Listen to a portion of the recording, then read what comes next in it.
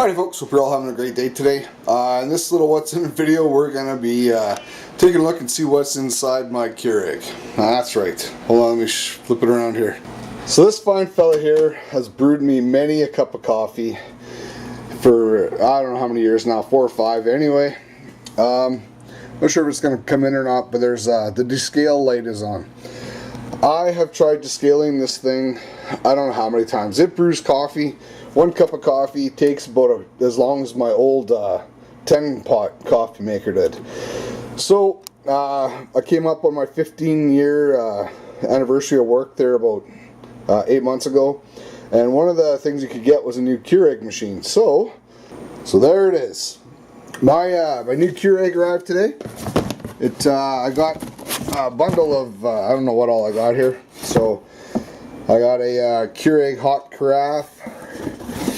It comes with some 2.0 donut shop K-cups or something like that, and some Green Mountain coffee blends. But let's get that Keurig out of the box and see what it looks like. Alright, so just take a look. These ones here are the 8 4-cup carafes, or 4. My cat is really starting to get on me here today about something. I don't know what, but anyway. So this will brew like 4 cups of coffee, and we'll fill up one of these, and then those are just the individual packages. Alright, and there she is, Keurig 2.0 Model K250 that comes with, shows down here some scaling solution, a couple of filters, and a couple of little individual K-cups. Let's get it out of the box and get a cup of coffee going before we go rip out the old one. Alright, so there's the inside stuff. This is the descaling solution. I tried this on the old one a couple times, plus the standard vinegar treatment. It would never descale, so nothing I can do with that. The instructions, we might actually take a look at those ones to make sure we don't screw up the first pot. What do we got here? A couple little coffee cups, those little K-cups there. And we got a couple of unsweetened iced teas for I think those are the for the cold brews. It's not too bad. There's extra filters and whatnot. So, and then there's the bottom. All right, let's get this out of the case and set up, I think. All right, so we got her turned on, plugged in. It's doing its pre-fill and its preheat. We got to run some water through it, but then we can make a cup of coffee. Alright, so I was checking a few of these things out. This here is a cleaner for if your needle gets clogged up with grounds or something like that, so that to the side.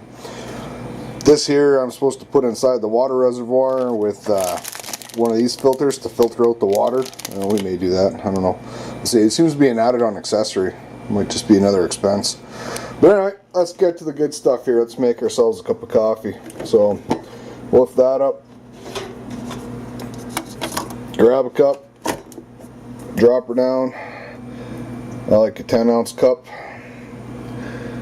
Should we make it strong? Yeah, sure, why not? I don't know what that will do, but yeah, let's give her a shot and see what happens. The water I ran through here was pretty quick, so it was pretty nice.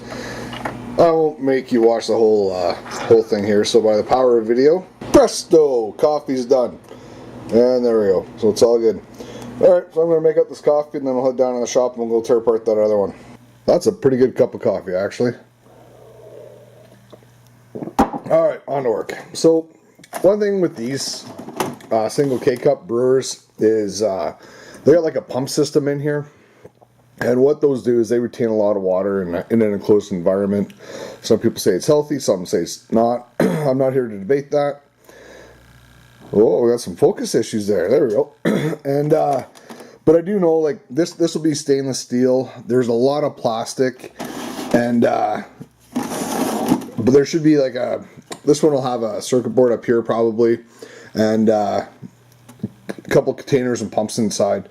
So what I'm going to do here first is rip apart as much as I can. Like this comes off.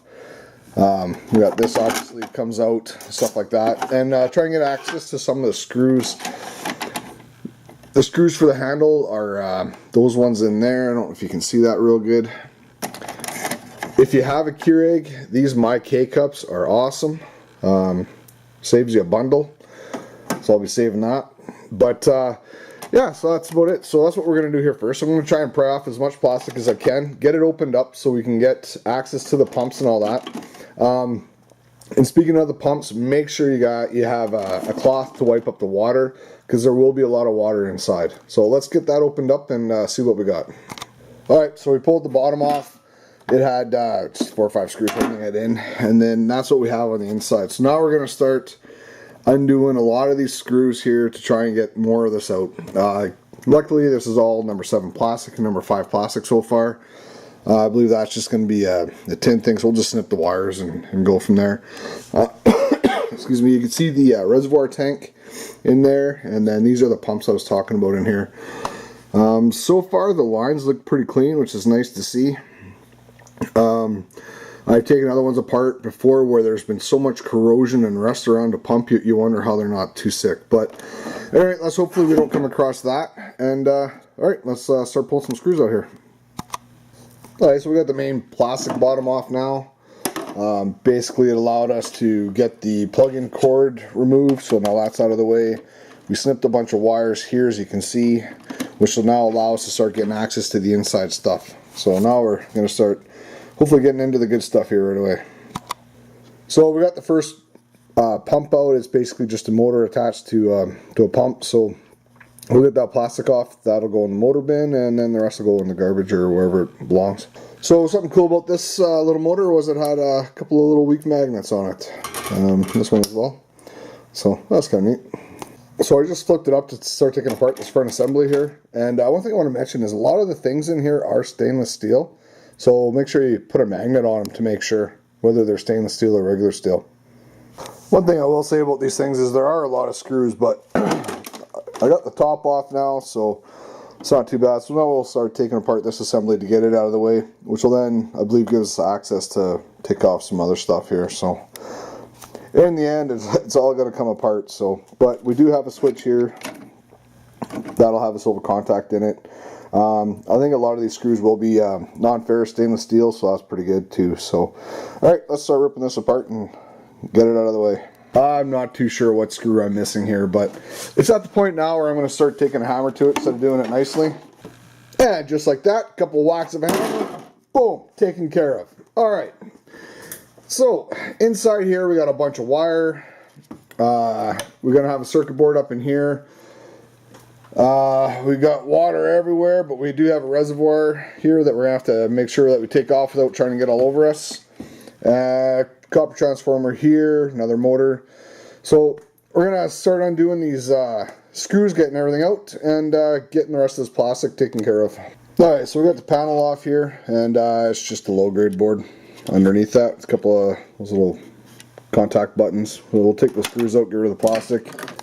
Alright, so I got most of this thing apart now. I don't know, I'm missing a screw or something for this other thing, for this big case to break in two. But one thing I wanted to show you here real quick was these little guys here. They have a little pin here that they pull out really easy, and then they just slide out like that.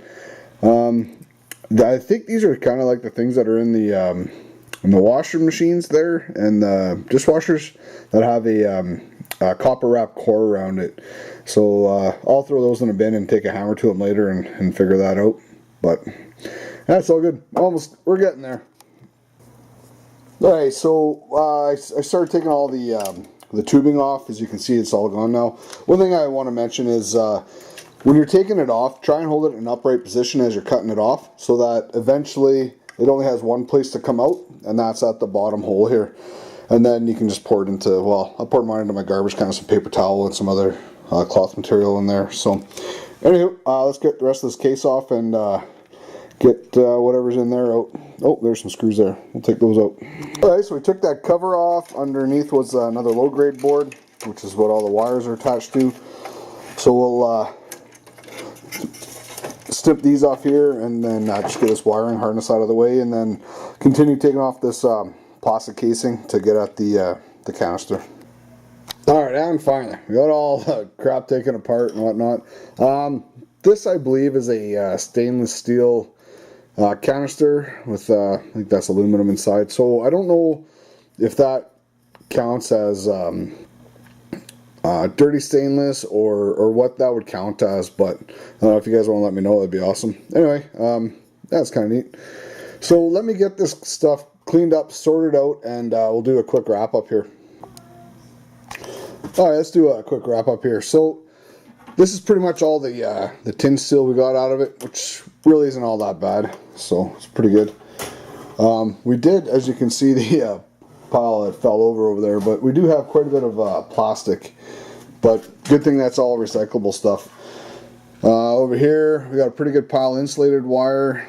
We got these like dirty brass connector ends, a little bit of dirty brass. We'll snip off that copper.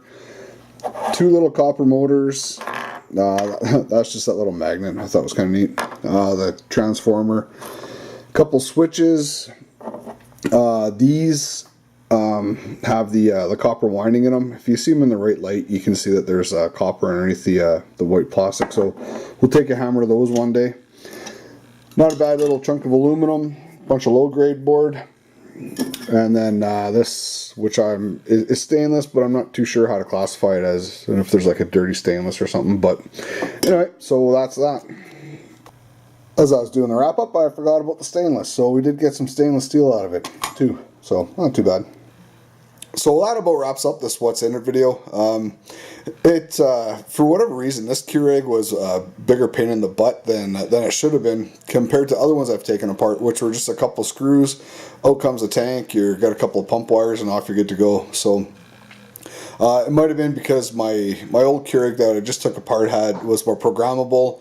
Had like automatic on and off and stuff like that, where you can make coffee in the morning if you wanted and things like that. My new one is basically turn it on, wait for the water to heat up, make your coffee, turn it off, and go home or go out and do your business. So anywho, I'm actually looking forward to coffee taking only 2 minutes to make as opposed to 15 like it was with my old one here. So it should be pretty fun in the morning. So thanks for watching. Please like, comment, subscribe, and have a great day. Ciao.